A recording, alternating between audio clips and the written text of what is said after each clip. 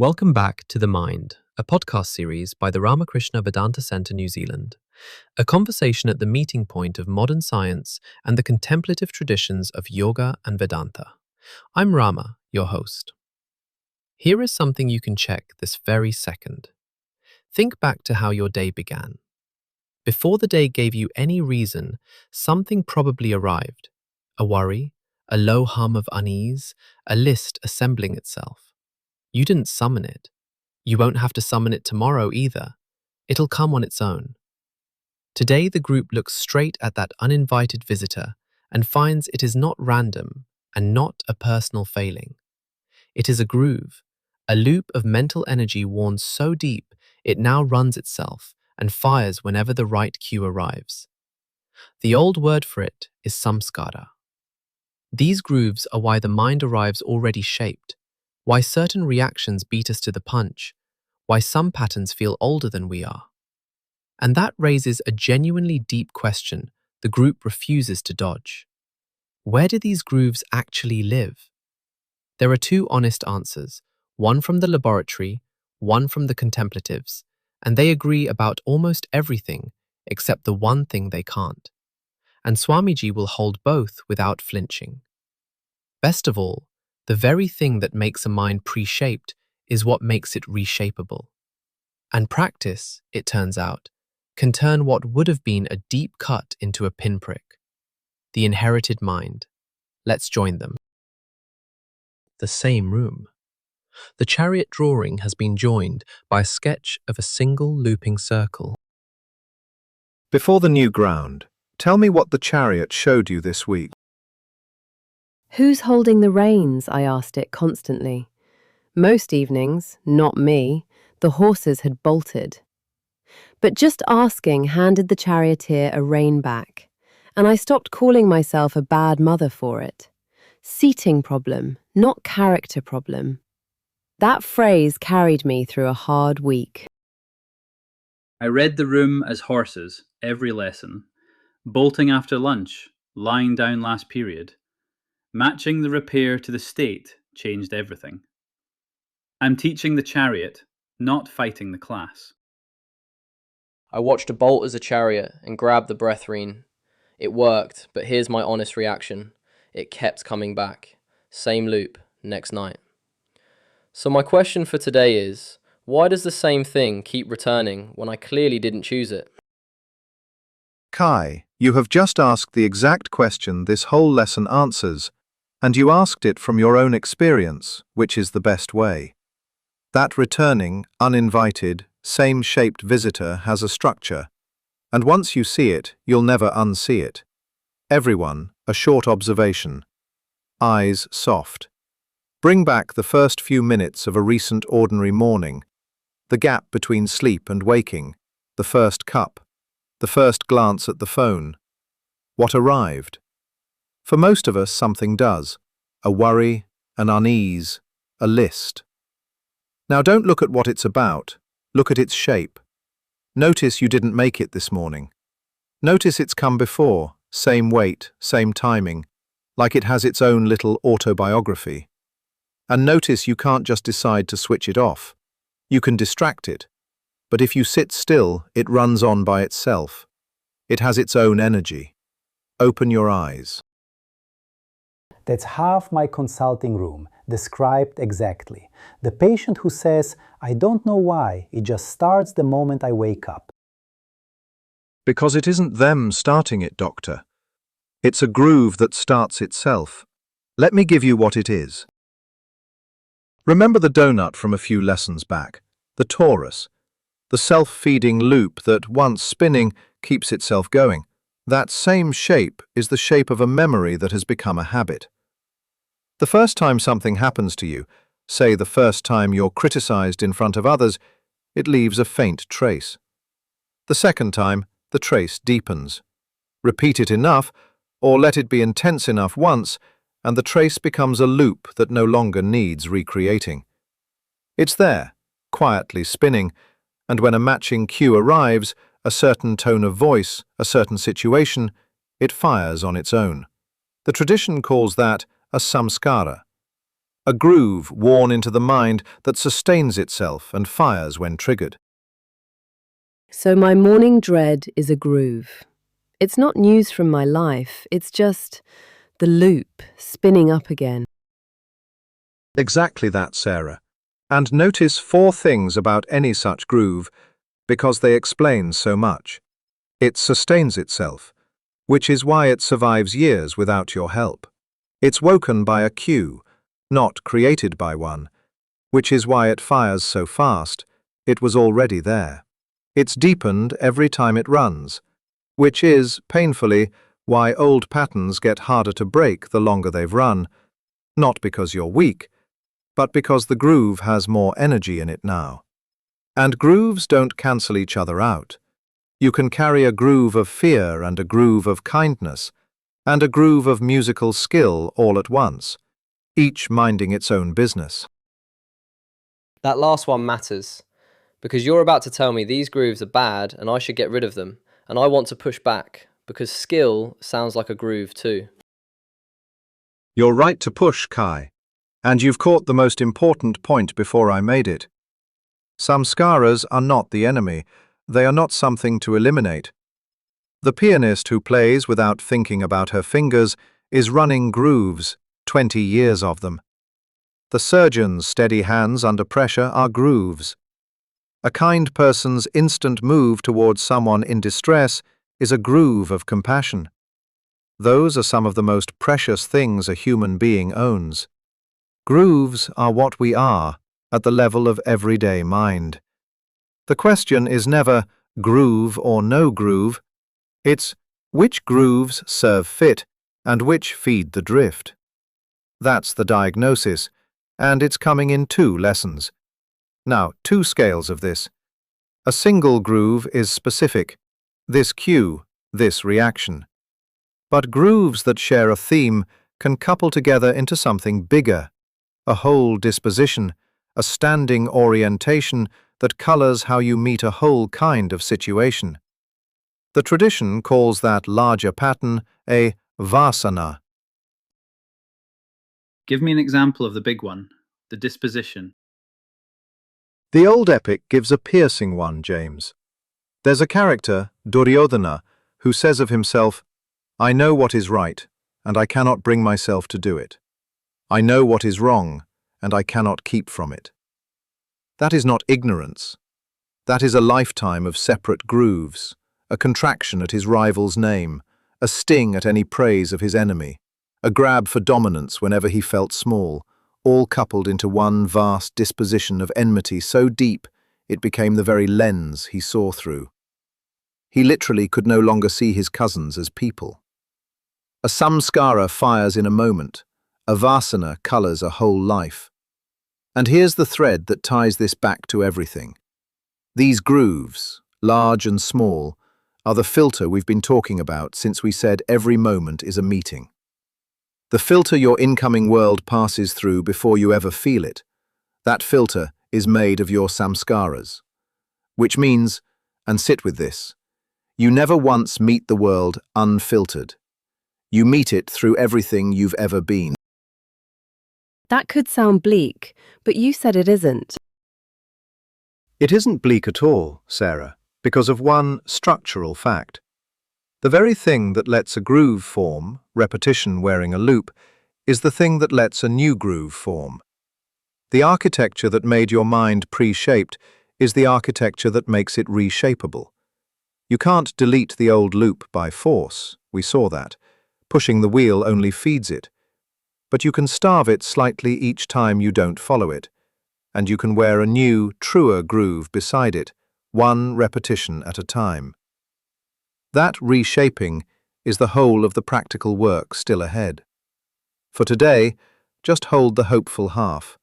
Grooves can be made, so grooves can be remade.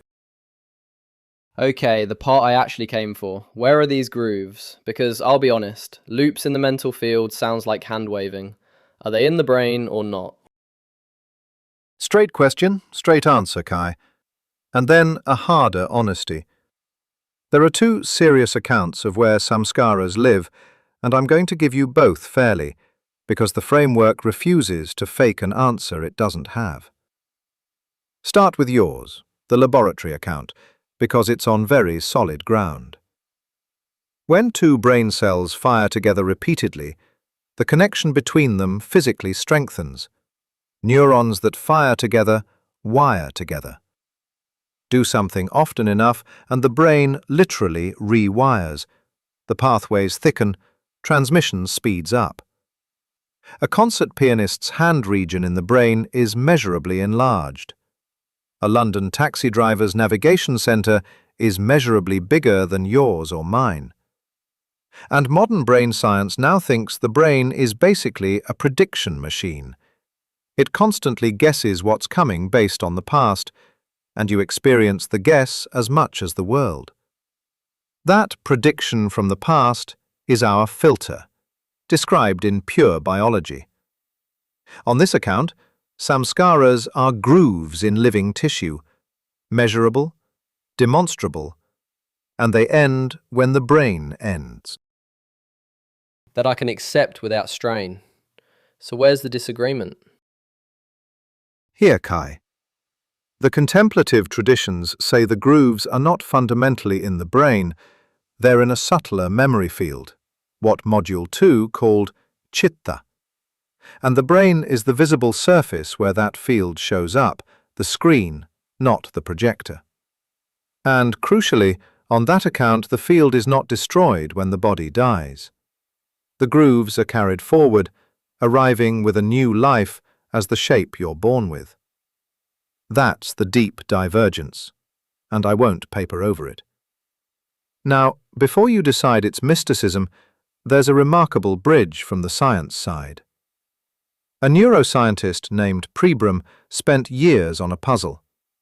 When you damage a brain, specific memories don't vanish cleanly. They just get fainter all over. As if each memory is spread across the whole brain rather than filed in one spot. His answer was that memory is stored like a hologram, as a wave interference pattern spread through the whole, where every piece contains the whole at lower resolution. And that holographic wave pattern storage is structurally the same shape as our self-sustaining loops. So the science itself, at its frontier, found that memory isn't a thing in a place, it's a pattern spread through a field. The two accounts are closer than they look. Does the science stop at Pribram, or does it go further? One striking step further, Kai, through a physicist who worked with Pribram, David Bohm.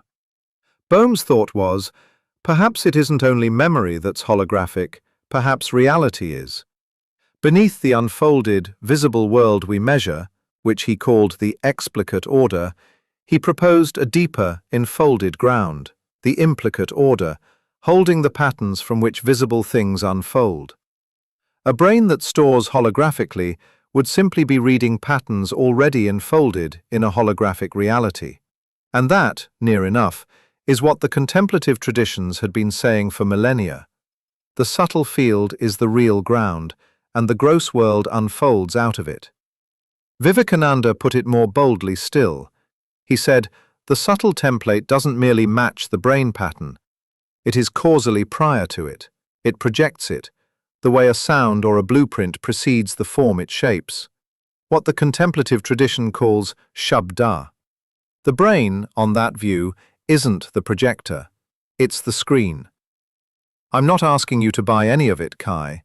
I'm showing you that careful minds coming from completely opposite directions keep arriving at the same shape. But not identical. You're saying they agree on what samskaras do and how they behave, and they part company only on where they ultimately reside and whether they outlast the body. Precisely the line, Doctor, and it's worth stating with care. On what they are and what they do, self-sustaining, cue-fired, reinforced by repetition, shaping every present moment, the laboratory and the contemplatives substantially agree. On where they finally reside, and whether they survive death, they diverge, and that divergence is real. The honest thing is to hold it open. The lab evidence is demonstrable. You can measure it. The contemplative evidence is testimonial. It rests on the careful inner reports of countless practitioners over centuries. Both are real kinds of evidence. They are not the same kind. And so the stance I'd ask you to take is the one Vivekananda asked for. Believe nothing until you find it out for yourself. Don't sign up to either side on my say-so. Understand what each can show and what each asks you to take on trust, and keep inquiring. Because here's the freeing part. The answer to, do these grooves survive the body, whichever way it falls for you, doesn't change what a Saṁskāra is, what it does, or how you work with it.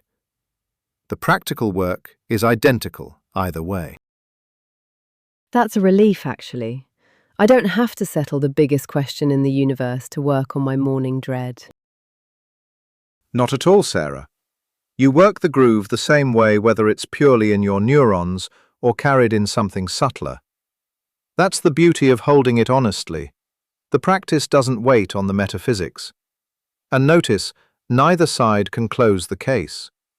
Even the fullest brain map doesn't explain why any of it is accompanied by an inner felt experience at all, why it's like something to be you. That gap is wide open in serious science and philosophy right now. So we stand in real, honest not knowing about the deepest part, and we get on with the work that doesn't depend on it. Last piece, and it's where your power lives, so it matters most. The tradition splits this inherited shaping into three by time. First, the whole accumulated store, every groove ever laid down, most of it lying quiet, a vast library of loops. Call it the reservoir. Second, the part of that store that's active in this life. The body, temperament, family, the tendencies you arrived with before you chose anything.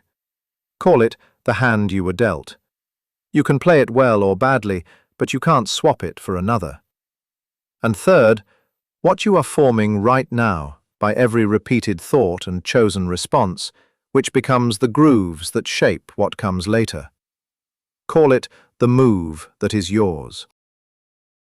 And only the third is under our control. Only the third, Doctor, and that's the whole of human freedom, located exactly where it actually operates. Not in choosing your hand, in playing it.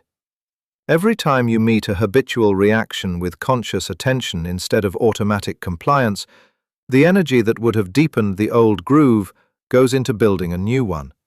The old groove doesn't vanish overnight, we know that, but it deepens more slowly, and the new one deepens with each repetition. That's not positive thinking.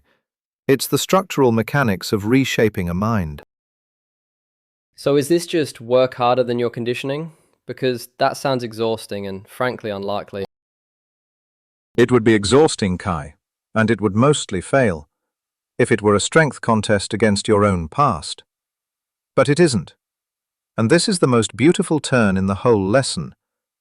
There's a special class of groove formed by genuine practice, by sitting quietly with a sacred word, by meditation, by devoted or selfless action. These particular grooves don't just sit alongside the others. They connect the mind to something of a higher pitch and pull the whole system upward. The way a strong tuning fork sets a weaker one humming. You provide the direction. The higher source provides the lift your effort alone couldn't. The contemplative traditions call that descending help grace. The Holy Mother, Sharda Devi, put it with unforgettable economy. She said, practice doesn't cancel your karma, but where one was to receive a deep cut, one gets a pinprick. The blow still comes, but the field it passes through has been raised, so what lands is a pinprick instead of a wound. So practice doesn't make life stop happening to you. It changes how hard it lands. That's exactly it, Sarah. And it's a far truer promise than practice makes everything nice. Life still arrives, the same difficulties still ripens, But a mind steeped in that kind of practice meets it through a transformed field, and the deep cut becomes a pinprick. That's not a metaphor for comfort. It's the structural action of practice on the way your inheritance reaches you. And notice what it does to your stance toward your own past. What you're living now isn't random, and it isn't a sentence. It's the ripening of old patterns, shaped by the hand you were dealt. And what you do with it right now is quietly writing what ripens next. The past reaches into the present reaches into the future, and your freedom sits precisely in the quality of this response now. That's a model of agency I can actually offer a patient. Not fix your whole history, which is impossible, but the next response is yours and it counts. That's the entire practical teaching, Doctor, and it's enough. We've now seen what we are before we begin any work, a mind made of inherited grooves, large and small, carried in a way that science and the contemplatives describe differently but work with identically, ripening on their own schedule and reshapable only at the living edge of the present response. Which raises the obvious next question, and it's a hopeful one. We've spent 3 lessons understanding the mind and where it came from. What does it actually look like? What does it feel like when this whole architecture is working in harmony? That's where we go next. Not the diagnosis of trouble, but a vision of health. This week, 2 moves. First, catch one's Saṁskāra in the act without fighting it. Second, deliberately wear one new, truer groove beside it, by repetition, not by force. Sarah, here's yours. Name your morning groove out loud to yourself when it arrives. This is the loop, not the news. Don't argue with it. Then plant the new one small, reliable, kind thing you do every morning regardless. A slow breath at the window, one true sentence to yourself. Same time, every day. You're wearing a new groove beside the old. Name the loop, then plant a small daily kindness in the same slot. That I can actually keep. That repetition is the whole mechanism, Sarah. James, yours is the classroom's grooves. Notice one reaction in yourself that fires automatically with a certain student or situation, your own loop, not theirs. Just catch it firing once. Then choose, deliberately, one different response and repeat it. You're not erasing the old groove, you're starting a truer one next to it. Catch my own automatic reaction, then repeat a chosen one. I hadn't thought of my reactions as the grooves. They are. They very much are, James. Kai, yours fits the skeptic and answers your own question. Take the loop that keeps coming back, and this week run a clean experiment. Each time it fires, don't push it away and don't follow it. Just let it run without feeding it. And note over the week whether it returns slightly less fiercely. You're testing whether starving a groove, rather than fighting it, actually shallows it. Don't feed it, don't fight it, and measure whether it weakens. That's a real experiment. I'm in. That's the spirit exactly, Kai. And Dr. Watson, yours is clinical. With one patient, separate the 3. What's ripening now, not their fault, not chosen. What hand they were dealt, also not chosen. And where the one move that's theirs actually is, the next response. Offer them agency located precisely there and only there. Watch how much lighter a burden that is to carry than fix your whole past. Locate agency in the next response, not the whole history.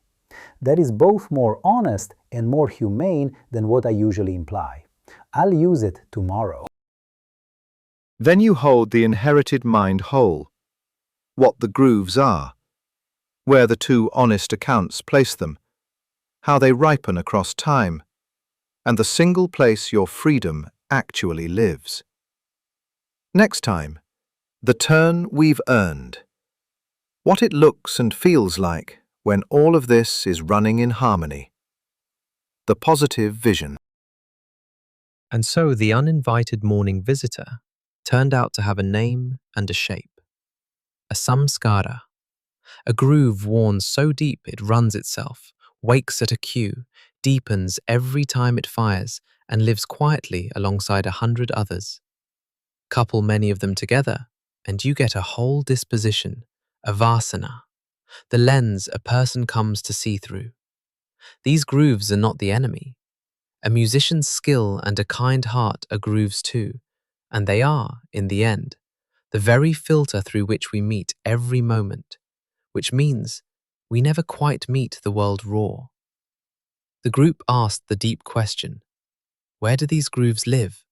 And met it with rare honesty, a laboratory account that can measure them in living tissue and says they end with the brain, and a contemplative account that places them in a subtler field carried beyond the body, with a holographic bridge from neuroscience showing the two are closer than they seem.